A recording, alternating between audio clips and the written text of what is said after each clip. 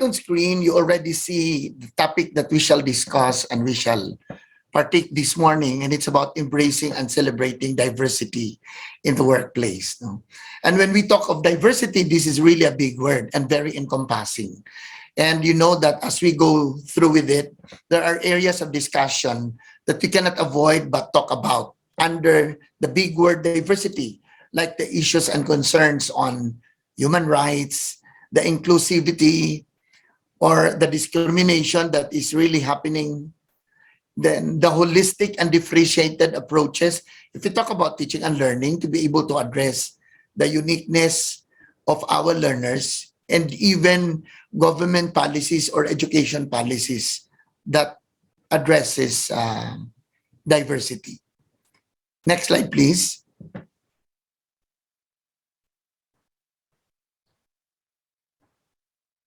Sorry. Okay. On the screen right now are two statements. One of it is from the Department of Education and the other is from your foundation university. Would you kindly identify the common denominator between these two statements and try to share what have you noticed about these statements of both DepEd and Foundation University? Can somebody please take the floor? Robel is willing to unmute you if you want to speak. Again, let's take a look at these two statements of DepEd and Foundation University. And let's see the common denominator of these statements. Anyone? Well, let's proceed. No? You notice that both DepEd and Foundation University are committed to deliver their mandates for all. You know, the big word ALL, or all. In other words, both the Department of Education and Foundation University have been embracing and celebrating diversity in the workplace. And well, as far as DepEd,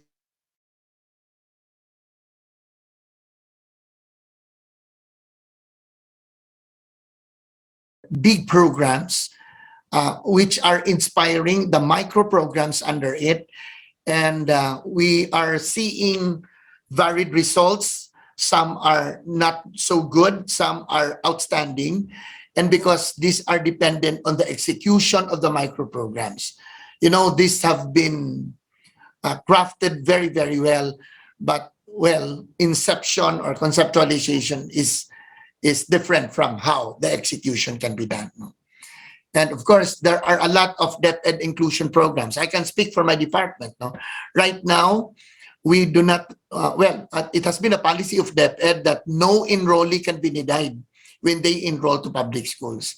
Every single student that enrolls in public schools has to be accommodated. That's an SOP.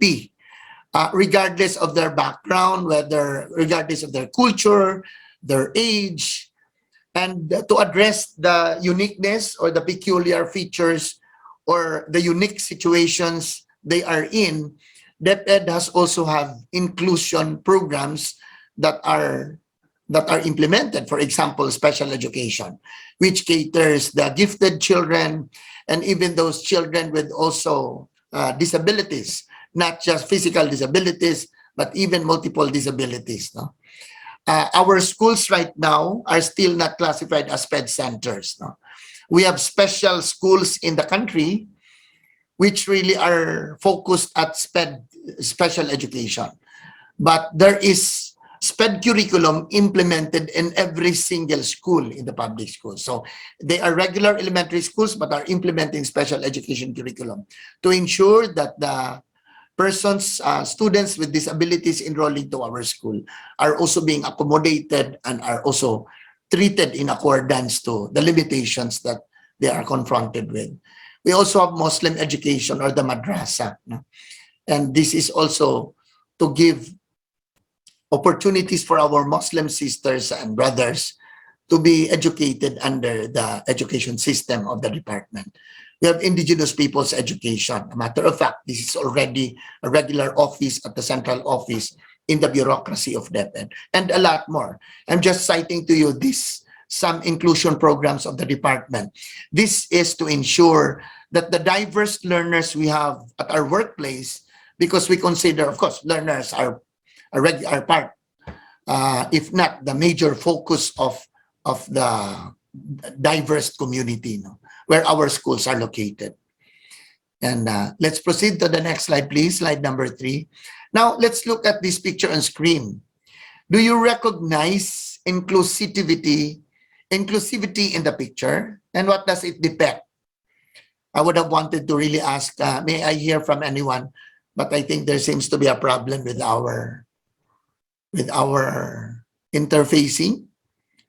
Unless somebody is going to speak. Again, the question is, what does this picture depict? And do you recognize inclusivity in the picture? Well, the picture demonstrates exclusivity. Simple, because your color is different, you are excluded from the group. And definitely the picture does not encourage diversity.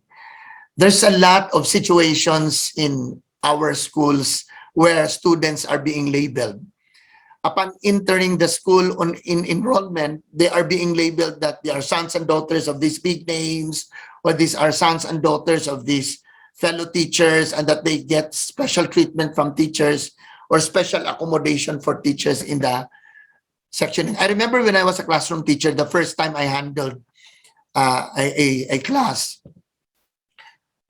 there were students who were denied from other sections that went to my class. And because I was very new, I did not also have any background as to the students. No, that was my first time. That was my first employment in that. So I just accommodated everyone. No? So it happened that those that have been rejected by other sections came to my sections. And as I go through the class, I realized the reasons why other teachers would not like to admit them. But the challenge of our education schools, our DepEd schools right now, and then even the private schools, really have to accommodate every single student. Well, we learned when we were in our baccalaureate degrees that says the best teaching and learning principle is that all children learn, regardless of race, religion, ethnicity, and all others. And given the proper guidance, they learn. Even if those who are physically challenged, they still have the capability to learn, given the correct training. Next slide, please.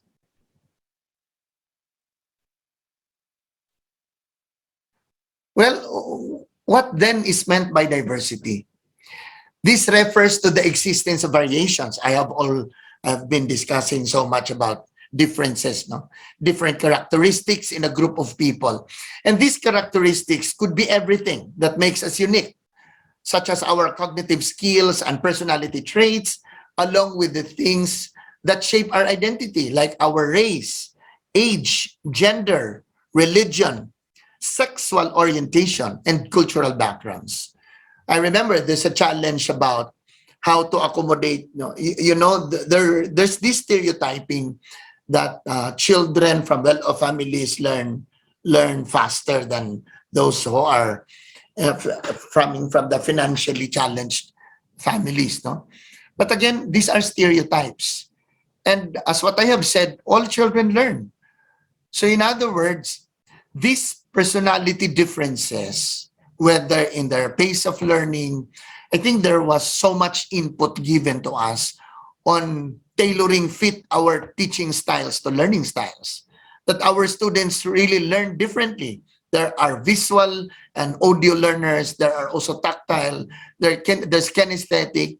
And remember the multiple intelligence theory by Howard Gardner that says in his book, Frames of Mind, written in 1982, he said that every single person is really 100% intelligent, as he defines intelligence into 8.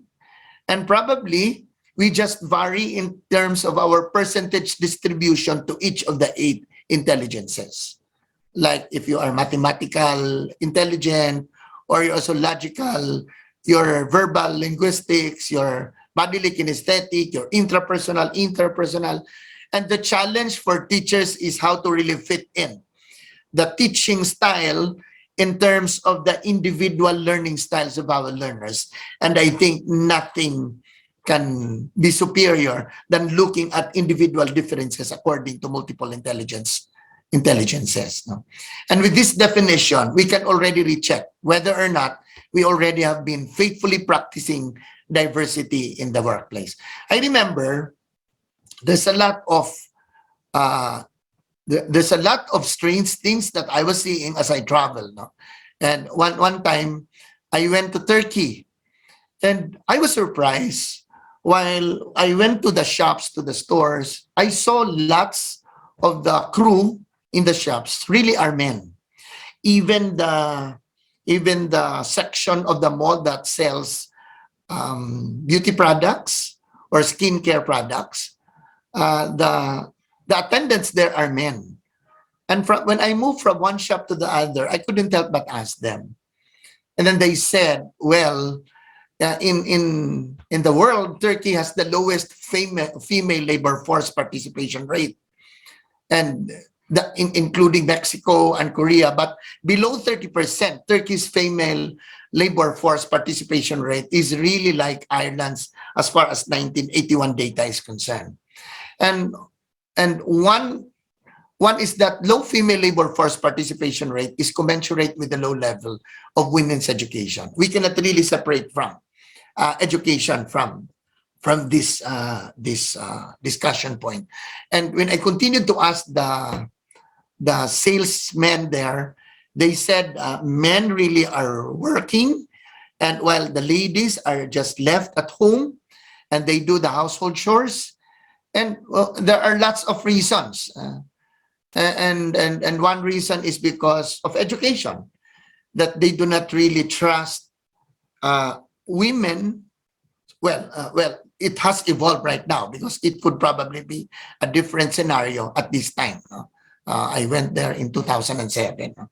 So if you look at those differences, in Singapore, when you go to the restaurants, you will be surprised. Why the restaurants, the crew of the restaurants are old people, no? And when we ask, because it's more expensive to hire young men than old men in Singapore. In Singapore, they also trust those that are already old because they trust on the skill, experience, the capability to work. No? Well, contradictory to that, akala natin pag matanda na cannot already do the job young people can do. So there's really a tug of war in terms of what to prioritize in terms of accommodating employees to businesses. But again, the challenge is how to really be equal in terms of accommodating employees, whether they are old or young. No? And as far as diversity is concerned, in the spirit of diversity, I think everybody has the right. No? Well, if you look at girls' education in Nigeria, there's also a big disparity. No? And the reason for that is because there's uneven access to education for in the country, the lack of employment equality, job segregation. And these are just some of the things that we are seeing. No? Even the LGBTQ issues in India. A large number of countries worldwide have legalized homosexual rights. But for 147 years, since when India was a British colony, the Indian Penal Code defines homosexuality as a crime, punishable by imprisonment. All this and more really have to be treated fairly, especially if we talk about how to embrace diversity in our workplace. No? Well, Republic Act 10524 encourages the hiring of PWDs, giving equal opportunities for persons with disabilities in hiring. In my office, I remember there's this speech impaired applicant who applies the vacancy in the office, but when I tried to look at the profile, no, she can deliver the job, no? So she's hired. And it's not just because of this Republic Act. The question is, can she do the job? No? So it's really about the capability. capability to do the job. No? There are a lot of stereotypes in our world. No? If you look at the flight attendants in Asia, you look at them, very pretty, very slim, there's this requirement of height. But in your travel right now to States, for example, getting Delta Air, no? There's a lot of flight attendants who are this big. Well, not so pretty, especially in the standards of Asian culture. But US used to also have that stereotypes among flight attendant hiring. But it has evolved because of the unionism, no? That they really are fighting, that for as long as you are capable to do the job, and for as long as you have pleasing personality, which is is a relative concept, no? I think you will also be given an equal chance to be hired. So these are challenges, just some of the challenges when we talk about diversity. Can we proceed to the next slide? Why must we embrace and celebrate diversity? Now, another major concern that we must consider is the necessity and beneficiality of embracing and celebrating diversity in the workplace. Do you think doing so will have any bearing on organizational productivity or increase on resources and profits and enhance personnel competencies? How do you think will we benefit from ensuring diversity in the workplace? These are questions that are in the minds of employers or even employees for that matter. And we're really looking about the turnout or the results of hiring in terms of the contribution to achieving the organizational goals of the company or of, for example, of the education institutions. Next slide. Let's try to talk about diversity, expanding innovation, creativity, and productivity. Because I believe everybody hitchhikes to this idea that it really indeed is to expand innovation, creativity, and productivity. So if you are the employer, you have to believe, because everybody is already seeing this as results for being able to address diversity by giving equal chances for employment.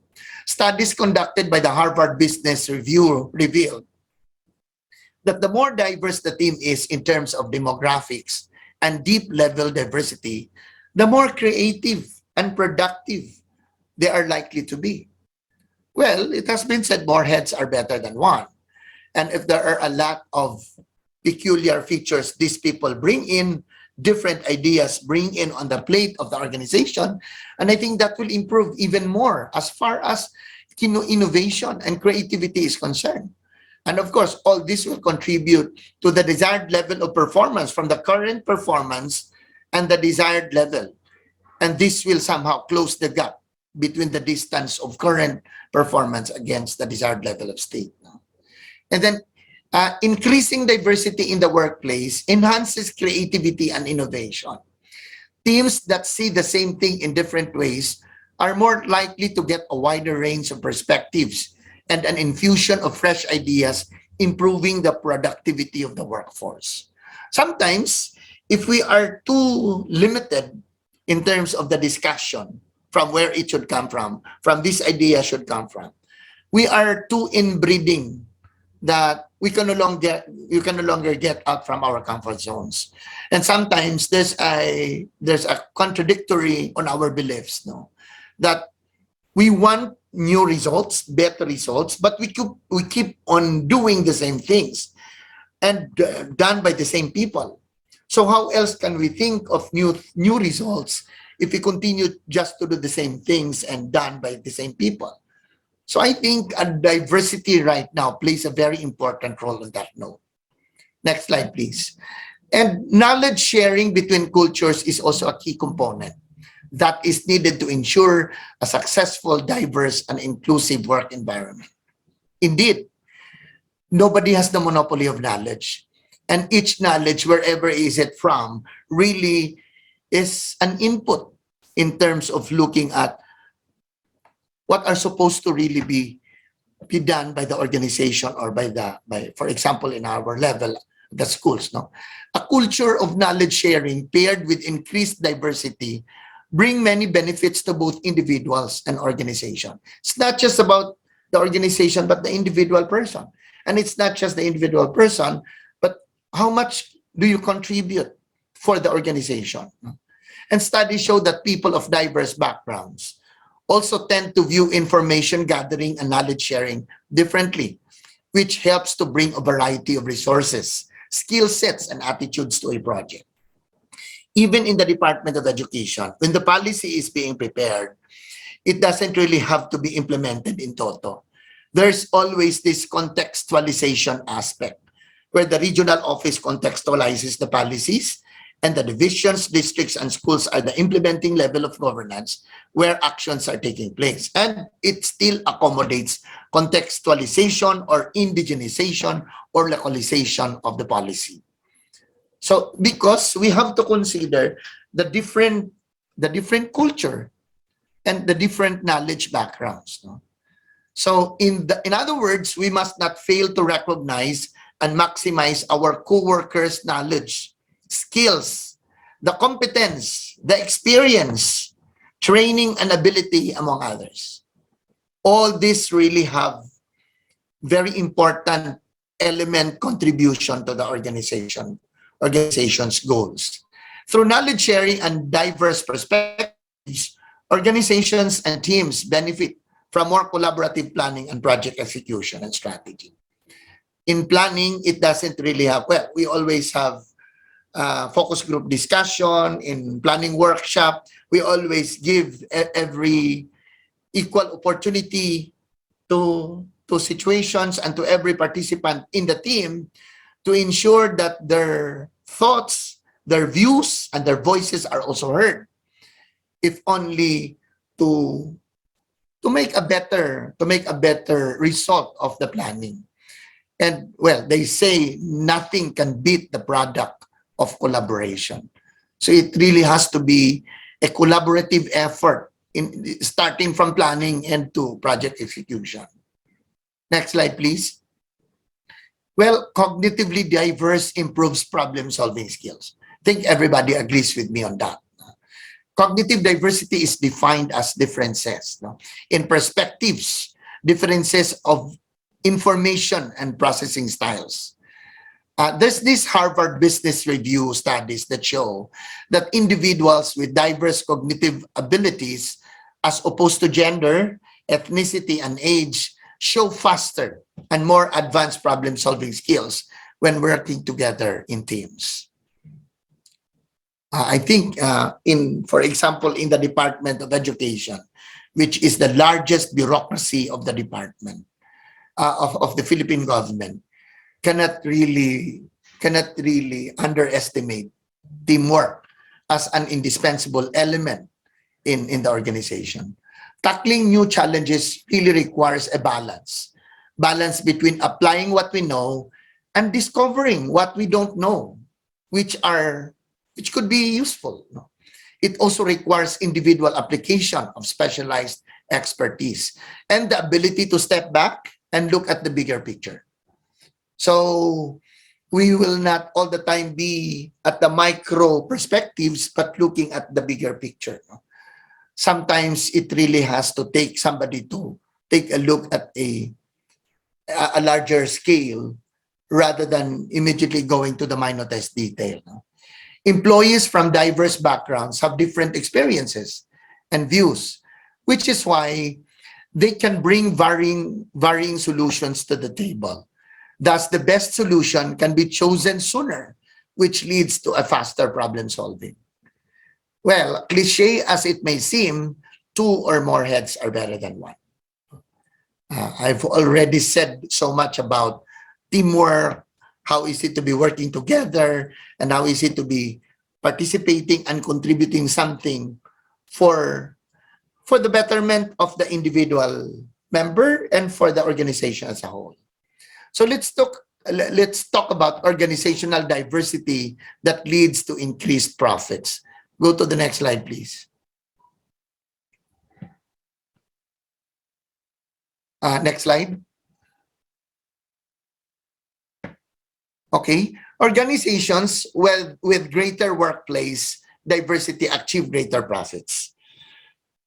I don't know if you agree on that, or you may sound skeptical about that, but the Peterson Institute for International Economics conducted research that shows that companies with more diverse leadership teams are also top financial performers. In fact, gender diversity in management positions actually increases profitability more than previously thought. In the Philippines, there's not much issue about gender equality or men versus women. No? There are already leaders in our government system that have been occupied that are women. No? As a matter of fact, when going back to that issue, when we traveled together, we were 10 superintendents, and there were only 2 male superintendents at the time, I and the other one. And we were interviewed by the Ministry of Education in Turkey.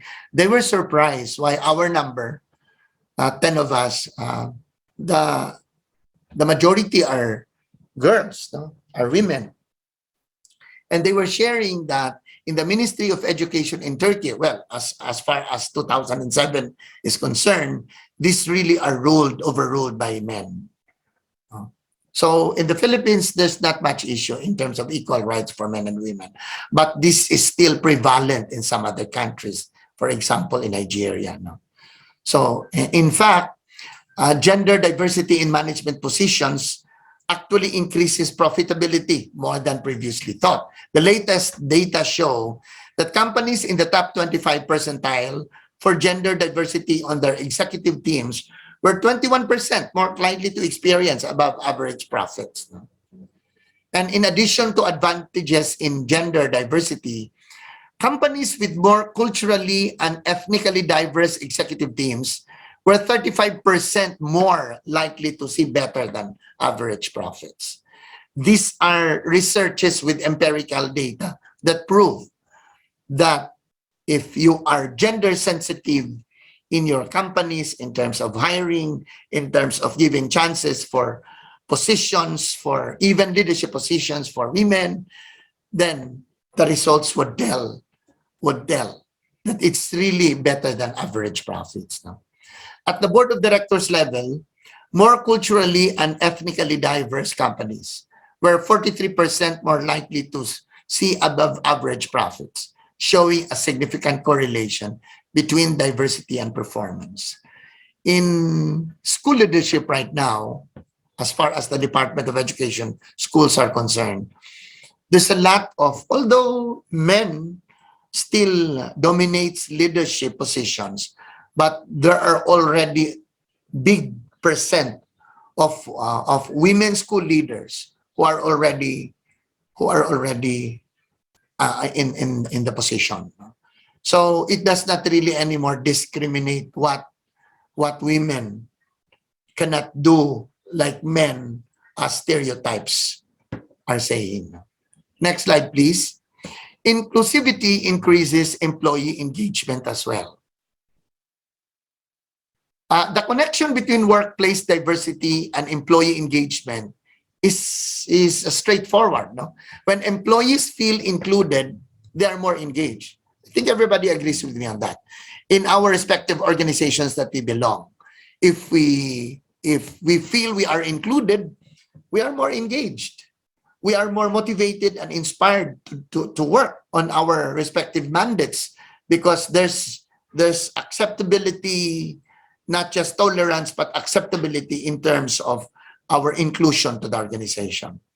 Reports show that when organizations capitalize on the strengths and unique values of their employees and actively leverage in their differences, employees are more engaged.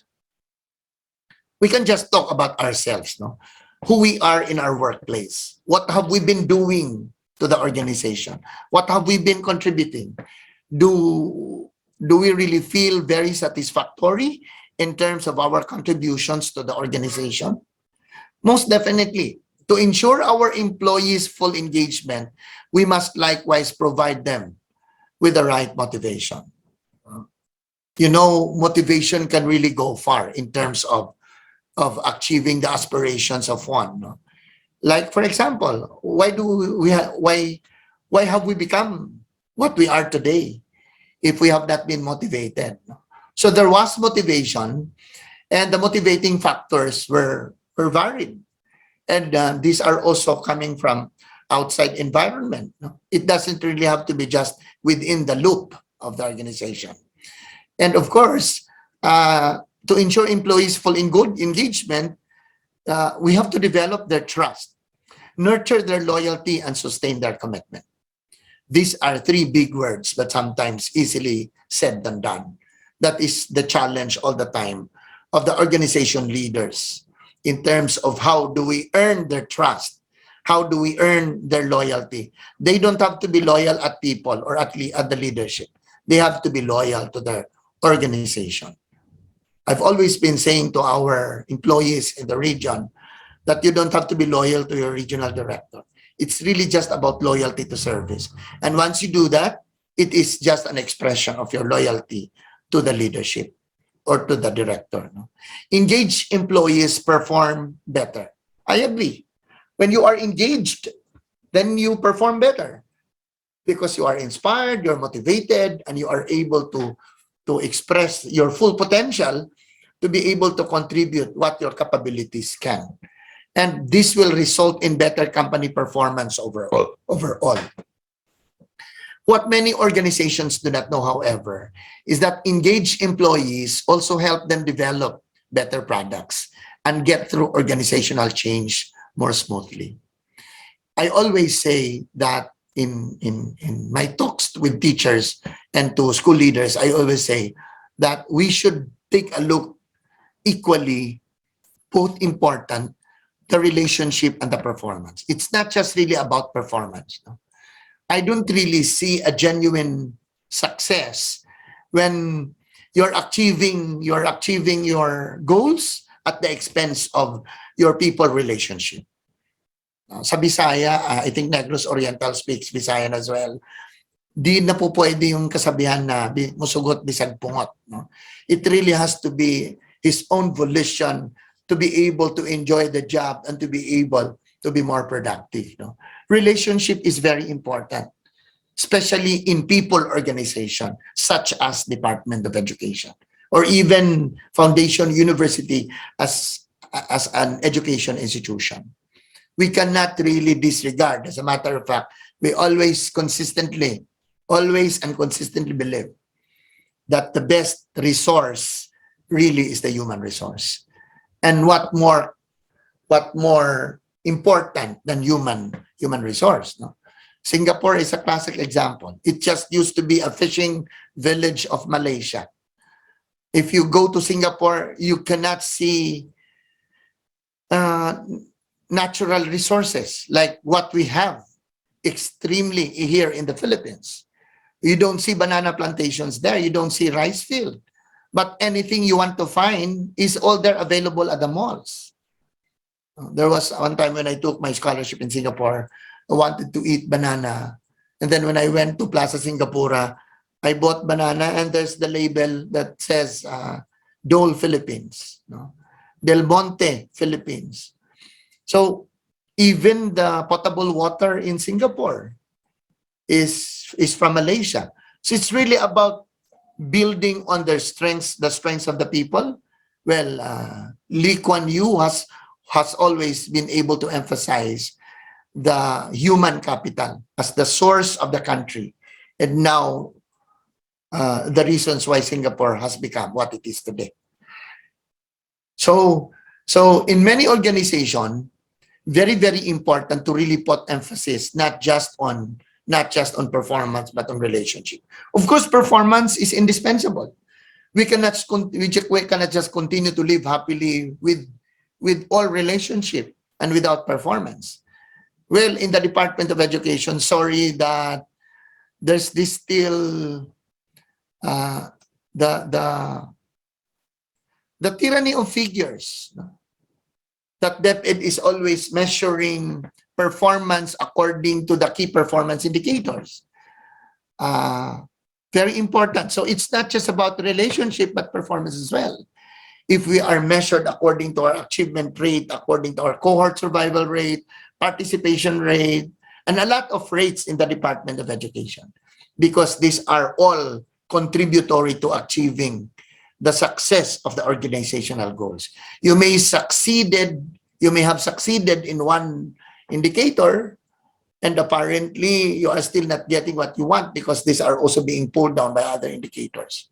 I remember former Secretary Butch Abad saying the SFI, or the Schools First Initiative.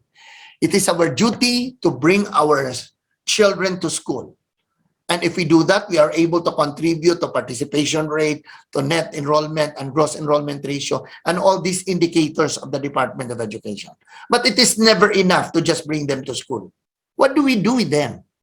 Because apparently there are students who enrolled, but at a later time, they also drop from school. So we have to keep them in school. That is the second point of SFI. We keep them in school so that the dropout rates, the school leaver rates are being taken care of. But is it enough to just bring and keep them in school? What about ending the school year but are still failing the grades because they have not learned anything? So it's not just about bringing and keeping them, but making them learn. Making them learned individuals at the end of the school year. And that is what achievement rate is all about. No? It's very, very important. That's why in the inclusion programs of DepEd, those who really cannot go to the mainstream, there's this alternative learning system, which is giving second chances to students out of school youths and adults who are not capable of going to school every day for whatever unique circumstance they're in. Maybe they got married, they have kids, or they are working to be able to earn a living, and they cannot just spend 8 hours a day going to the school Monday to Friday, June to March.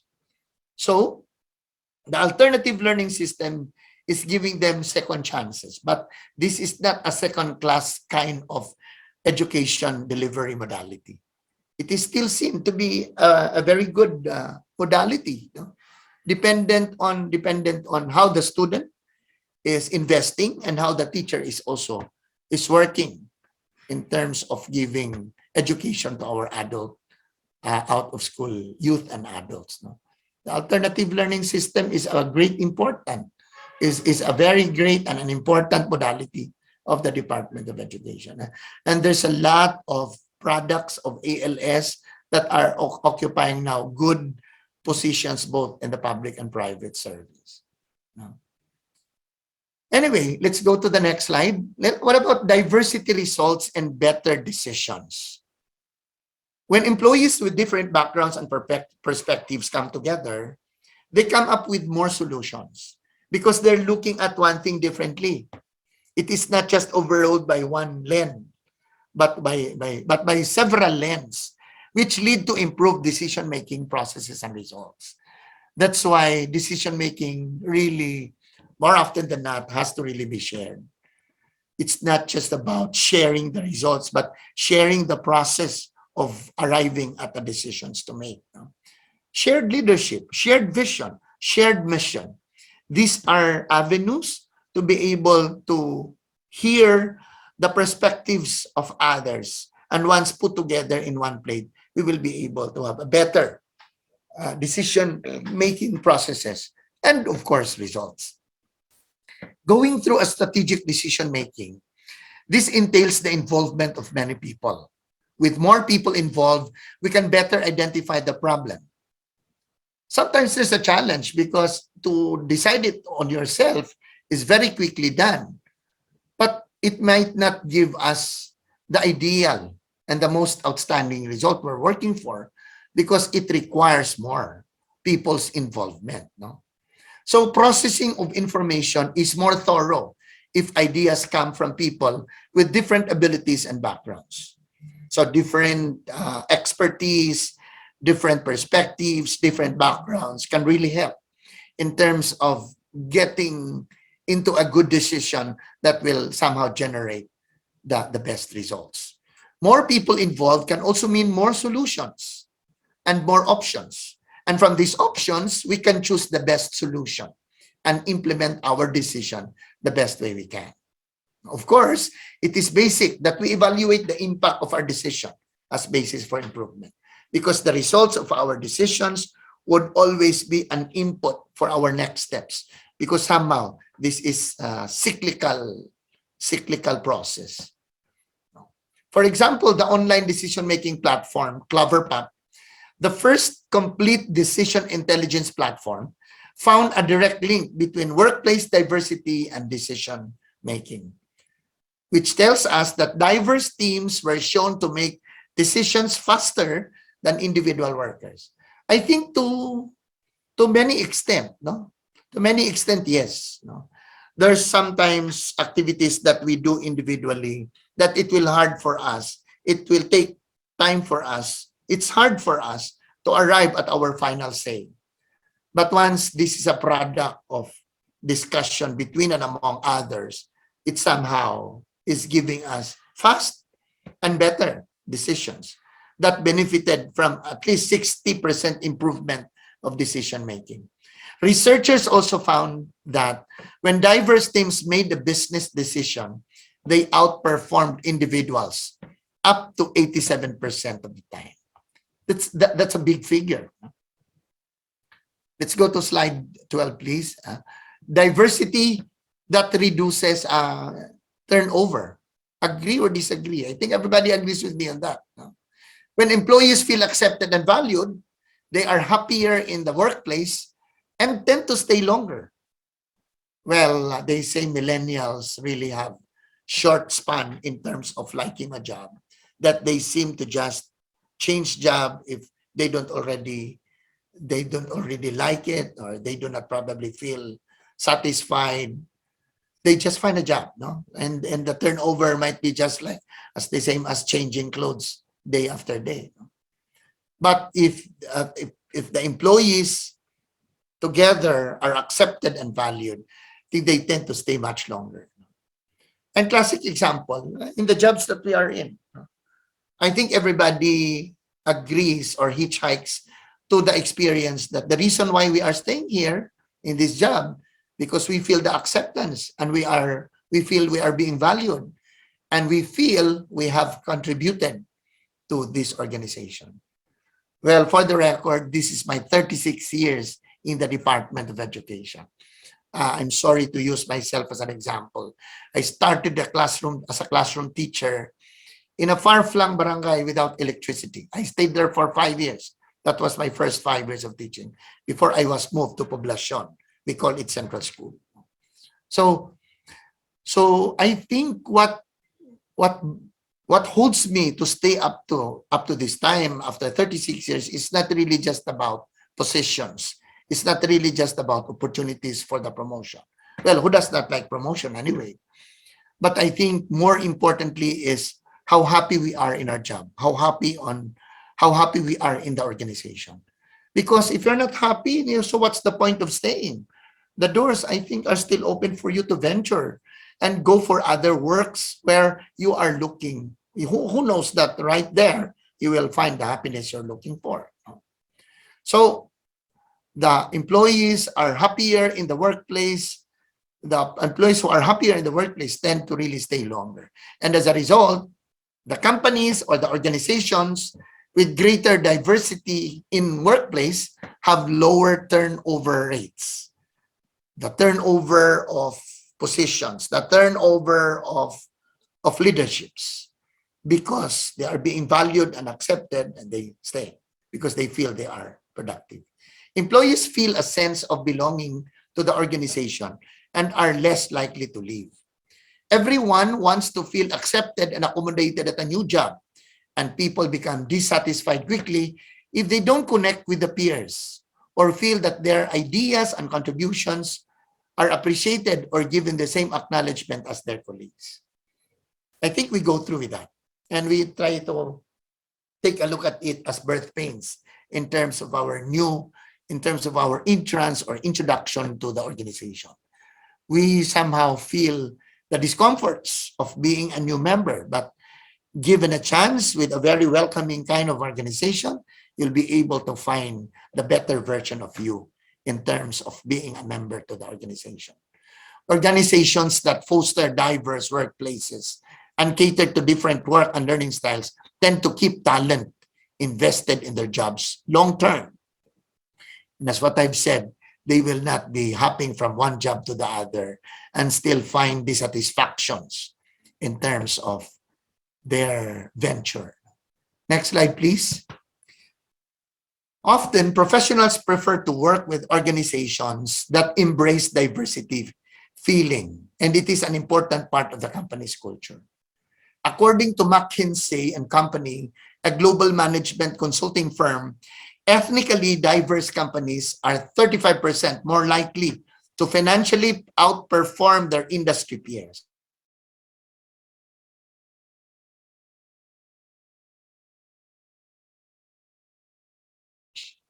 Let us say, for example, three organizations are uniquely competitive in terms of their products and services. The first one, for example, offers product being cheap. The second one being durable, and the third one being functional. So three different things: cheap, durable, functional. So if our people are diversely talented and skilled, we can make our products and services all cheaper, more durable, and more functional and customizable, thereby making our organization or company enjoy a higher competitive advantage. So let's see. So the perspective of a company that offer cheaper products, or this one also values the durability, and the other one is functionality, and the other one is also on customizable element. If we are able to put all these strengths together in our company, then we will be more competitive than others, or we will be we will have a higher competitive advantage. Setting aside social and moral reasons for encouraging a more diverse workplace, diversity is one of the key workplace trends in 2021.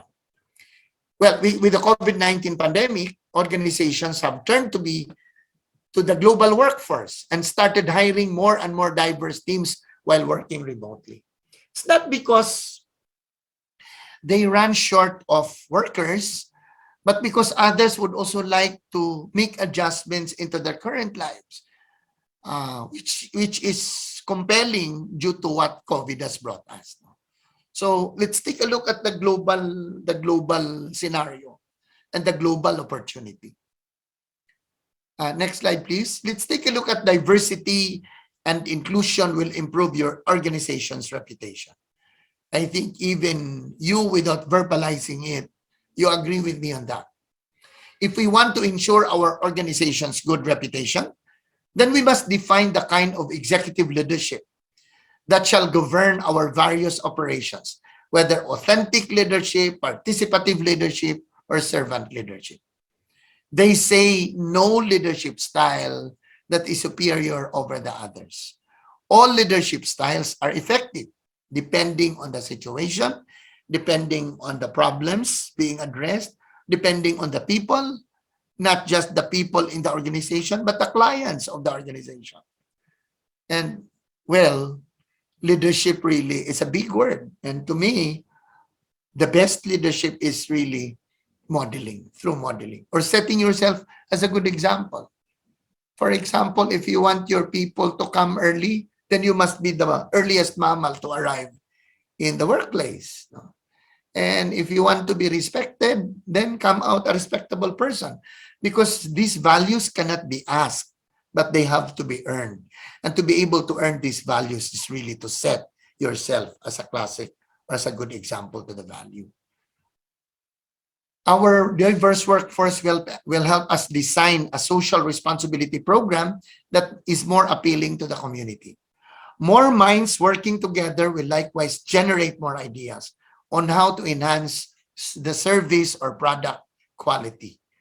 The practice of diversity in the workplace also promotes the organization's culture as pro-people, advocating the ideals of equality, fairness, and social justice, among others. So, ladies and gentlemen, with more and more different people working in the organization, it is easier to promote the organization and make its good reputation more felt in the online world. Before we can establish our organization as customer focused, we must ensure that we take care first of our own employees, because they will be the ones who will also take care of our customers. So again, nurturing the employees have to begin within our front yards before we demonstrate that value to our clients or to our customers. Because how can we be credible to our talk when we do not really demonstrate it? We have to walk our talk. No? We should not just be preachers but doers. And we can start by accommodating diverse people on this right at our workplace. And if we can develop good ethical behavior in our people who are diversely unique, then we are in a better position to improve and sustain our organization's reputation. There's a lot of people who really look up to the reputation of the organization. They say, let me know about the profile of this organization. And I can already tell what kind of people are there in the organization. Just like in our school community, in our school level, I said, tell me what kind of teachers you have. And I can tell you what kind of school leader you are. Because the kind of teachers you have should always be the reflection of the leadership that you have provided to them, with them. Organizations that are dedicated to building and promoting diversity in the workplace are seen as humanitarian and socially responsible organizations, which ultimately creates a better reputation. Next slide. HR recruits from a larger talent pool. You don't have to just be confined with your four walls. No? According to a survey conducted by Glassdoor, an American website where current and former employees anonymously review companies, 67% of the job seekers said a diverse workforce is important when considering job offers. Organizations that promote diversity find more qualified candidates. That's what I've said, because they are they are trying to widen the horizon and are not just restricting borders. No? Hiring from a larger talent pool provides greater options for companies to identify top talent. In contrast, minimizing the size of this pool at the hiring stage could risk missing out on the right candidate and narrowing the field of creativity, productivity, and innovation that can come from diversity. In other words, as a hiring institution, we should be dynamic in terms of looking the best talent, from widening the pool to be able to see the right choices. The gender pay gap between men and women is the result of limited diversity, awareness, and value. Women make up to 20% less than men for the same role, which devalues women's contribution to an organization's success. Despite much negative attention surrounding the gender pay gap, many companies have yet to achieve parity. More focus is required on eliminating the barriers and biases that lead to these discrepancies. Stereotypes. Companies' bottom line results have been impacted by the demographics of women and minority recruitment, retention, and diversity. As stated earlier, companies with more diverse employee populations outperform those that don't. And I think in our government setup right now in the Philippines, I think we can see, for example, we have just been over with our national and local elections, and you see that politicians have come and go, but many have been staying and have even been expanding within the family, that there's already political dynasty in the ruling of positions. But, well, that's the reason why there's this, there are some positions that are given as opportunities for those who probably cannot win because they do not have money, because they do not have goons and guns, they do not have much influence, and they do not have the popularity. For example, the party list system. Recently, we already have, well, in the recent count, we have 55 party lists that made it to this local and national. elections. And those, some of those really have three seats, others have two seats, but many of them have just a single seat. And these are representations from the minorities, from the marginalized sectors or marginalized groups of people that are being represented in the party list system.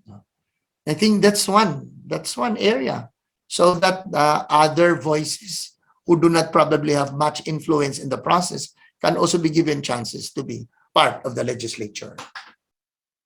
Companies' bottom line results have been impacted again by the demographics of women and minority recruitment, retention, and diversity. As stated earlier, companies with more diverse employee populations outperform those that do not have. Next slide, please.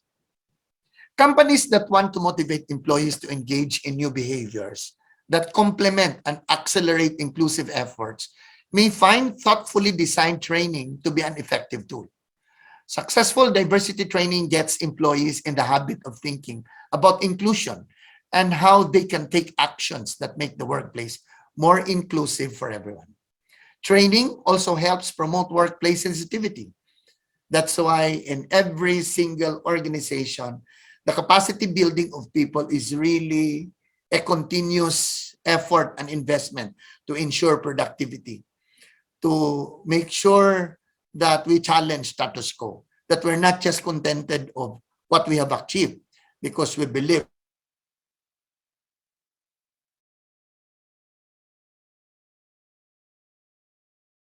for improvement. And only when you are given the opportunity to be trained, the opportunity to be capacitated, that you'll be able to really maximize the desired results. When employees are encouraged to understand the different perspectives and comfort levels of others, they are more likely to think about how their actions could unintentionally offend others. This can go a long way toward preventing discrimination and harassment. Once systemic changes are in place, make diversity training in your workplace a priority. That's why in our training programs, capacity building for that matter, we always do it as need-based capacity building. We have to conduct training or needs assessment, because the assessed needs should be the basis in terms of designing your program interventions to be able to cure what really are shown to be the limitations. No? It's not just about conceptualizing the program for all, because right now, the program is no longer a program that fits all. No? We really have to take a look at individualities, no? Or individual uniqueness as element of diversity. As a result, for these organizations, we will be able to lay the foundation of an authentically inclusive environment. That what I have said earlier, that fosters innovation and ensures positive performance from all employees. Next slide, please. Somehow, we have already established the necessity and beneficiality of embracing and celebrating diversity in the workplace. This time, let us focus on the aspect of practicability. By embracing and celebrating people's differences, we can spark innovation, better understand and serve our customers, and gain competitive advantage.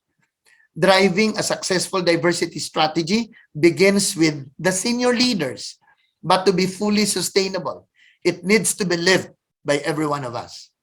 If that seems challenging, think about this. Many leading researchers and social scientists have proven a link between diversity and productivity. And it has been found out that when people work directly with someone with at least one diverse trait, it challenges them to prepare more and work harder. By embracing and celebrating diversity in the workplace today, we can adopt an entrepreneurial mindset and sustainable skills that will help us succeed. Next slide. We must learn to think like an entrepreneur. Entrepreneurship is acting like an entrepreneur. within an established company. It's creating a new business or venture within an organization. Sometimes that business becomes a new section or department, or even a subsidiary spin-off. Let's look into the 7 I's of entrepreneurship. What does it tell us? Innovator. For all organizations, whether large or small, create an environment that will encourage new ideas and creativity with the organization. An entrepreneur works as an innovator for the company to produce new ideas, methods, or techniques that might prove to be successful and generate profits for the company. And another element of entrepreneurship is independent. Autonomy is critical for better making decisions in favor of company's goals and vision. Empowerment is an indispensable element if you want to be independent. A manager takes decision irrespective of any restrictions and comes up with better outcome. Working with autonomy opens plenty other doors inviting success. Autonomy enables entrepreneur to act freely and explore new horizons to bring necessary changes. What's the 3 I in entrepreneurship? It's influencer. An entrepreneur influences people to believe in the decision that is made or an idea developed by one, and convinces the fellow employees to align down into a certain track that can benefit business in the near future. Mostly, the entrepreneurs are self-motivated to work for the wellness of the company. And further, keep motivating others also to take responsibility so as to act as an entrepreneur. So you are not just innovator, you cannot just be independent, you are more than an influencer. But next I is you should also be an initiator. As an entrepreneur, it has to take action-oriented people kind of leadership, of investment, who take up an initiative to pursue certain innovations or to bring about constructive reforms in the respective departments. Next is integrator. Integrity means state of unity. It is one of the main ingredients of entrepreneurship that helps in building teams and coordinating the activities to achieve a common goal. It's really very hard in terms of helping to build a team when you do not have the integrity. Integrity is very encompassing. It encompasses a lot of strengths. And this is an indispensable characteristic if you want to be an entrepreneur integrator. Intuitive. Entrepreneurs are proactive with a strong gut feel. Their sense of business, readiness to take risks, and intuitive thinking makes them believe in new ideas that is being taken up, which increases the efficiency of the tasks to be performed in the future. Predicting things in the future also brings expertise, as precautionary measures will already be taken for future contingencies, resulting into fewer problems. Entrepreneurs is also an insider. That's the 7th I. And it is not someone outside of the company. They are already a part of the company as a supervisor or manager who takes the initiative to develop an idea for the growth and enhancement of the company. And of course, these are the 7 I's of entrepreneurship, which are very, very important. And again, as what I have said, acting like an entrepreneur within an established company, it's creating new business or venture within the organization. And sometimes that business becomes new section or department or even, again, subsidiary spin-off. And that's seen by the 7 I's of entrepreneurship. Next slide. We must discover new places to network. As collaboration with diverse individuals provides new points of view, networking accomplishments this on a larger scale. By going to events for closely related professions or simply connecting through social media channels such as Twitter or LinkedIn, where you can virtually engage in conversations with anyone. You put yourself in a position for growth. Inside your organization, you can join or organize powerful employee network with a diverse set of peers. I always say that in our school environment. You don't really have to travel and go far to be able to see what you would like to find, because sometimes it's really are just evident within the organization, or probably just expand to a little farther backyard or front yard environments, and you'll be able to find this without necessarily spending too much of far travels and long travels. Spending so much for it sounds very expensive, but apparently results that you bring back home will just have the same impact to the results that you probably can see within your organization. While interacting with your network, look for concept and appreciate differences. Friction leads to heat, and our heat makes the atoms move faster. We must focus on the strengths of everybody that brings to the table. Next slide, please. Let me check what slide are we on now. Okay. Slide 20. We are brought up in the Western world to focus on what doesn't work or what is different. Challenge yourself to appreciate the differences of others and see them as potential drivers of change. To be different is a gift. To be different is a strength. Do not feel being insecure because you are different. The more opinions, the more variety, and the more diversity we bring to the table, the more we can unchain our creativity, which is hidden in every one of us. Let's take a look at the challenge now. People with different communication abilities, for instance, can be diverse. Autistic people are known for thriving in repetitive tasks, which is an especially valuable skill set in today's data-driven work environments. They may just have been repeating the routines, performing the tasks with the same talent investment, but you won't see the result, that it is favorable. There is so favorable result to the person who is able to master the skill. And that's how autistic people grow and shine. These skills help uncover insights into a customer behavior and business trends, and can lead to discoveries that alter how a company operates. In the future of work, diversity will not be an opinion, but an imperative to sustain in our global, fast-paced economy, where never just one person owns and never just one person knows the truth. We must stand up to discrimination. Next slide, please. Stand up if you see or experience discrimination. Raise your voice for the unheard opinion. Help others appreciate how every person has a different strength, and realize that in the strength there is opportunity to grow and to be more productive. To me, there's nothing wrong committing a mistake, for as long as you learn lessons from the mistakes that you have committed. But if you repeat the same mistakes over and over again, well, that's a different story, for not learning lessons from the mistakes.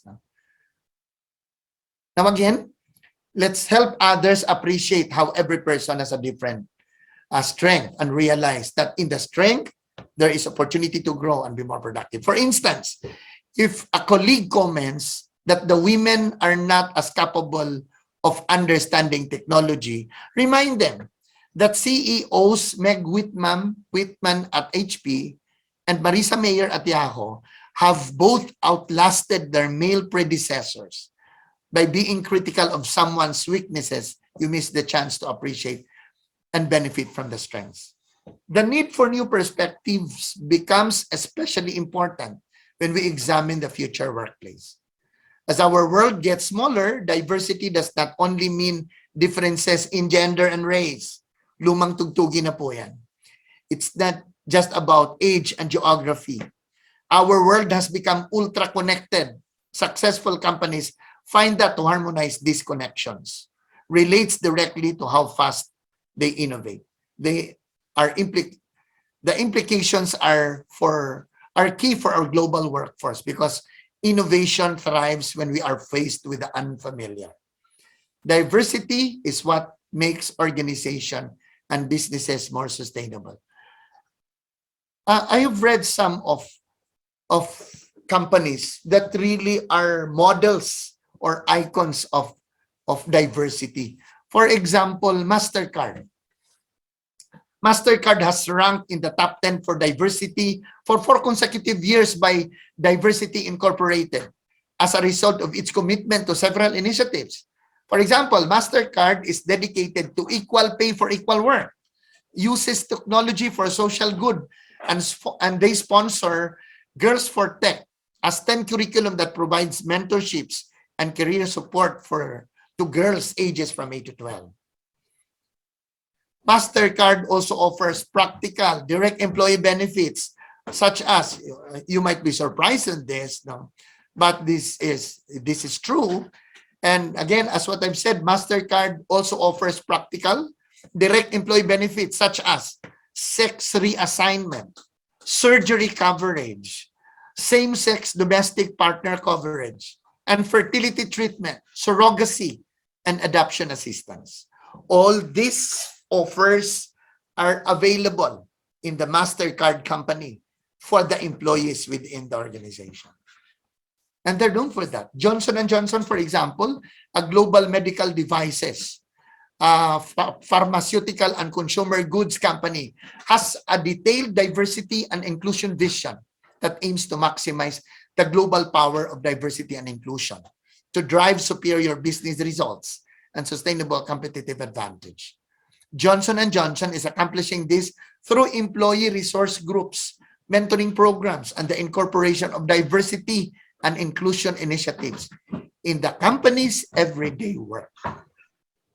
Well, these are really amazing companies as far as diversity is concerned. Kaiser Permanente, a healthcare provider, is unique among many corporations in that 60% of its staff are people of color. What's more, 75% of employees and half of the executive team are female. In 2020, this company was named to the Diversity Incorporated Top 50 Hall of Fame for its diversity and inclusion practices in hiring, retaining, and promoting women, Black, Indigenous, and people of color, veterans, people with disabilities, and even members of the LGBTQIA+ community. The company attributes its success to having leadership teams, model inclusive behavior, promoting a speak-up culture, and encouraging employees to lead from where they stand, thereby giving everyone a voice and a platform to enact. Finally, I just also would like to share to you a very famous company, Lenovo, a global PC provider, which has built its company on the concept that different is better, championing and weaving diversity into the fabric of its business. Lenovo has scored 100% on the Corporate Equality Index, a benchmarking report on corporate policies and practices regarding LGBTQIA equality in both 2017 and 2019 calendar years. The report evaluates the LGBTQIA related policies and practices such as non-discrimination, workplace protections, domestic partner benefits, and transgender inclusive healthcare benefits. The lesson to take from Lenovo is that the inclusion of progressive and inclusive policies and benefits helps you attract talent and makes more employees feel supported at work. Well, the key takeaway in all these companies is that companies that make a point to include women in leadership positions, have inclusive benefits policies, and make positive changes in their communities, as they are great examples to follow. Next slide, please. In summary, ladies and gentlemen, well, I believe I already have said a lot, and to close my presentation, let me say that diversity is the one thing we all have in common. Let us embrace and celebrate it every day. And when we embrace or celebrate, it has embedded in us in terms of the strength of tolerance and acceptance to be able to really celebrate it every day. Once again, thank you, Foundation University, for this wonderful opportunity.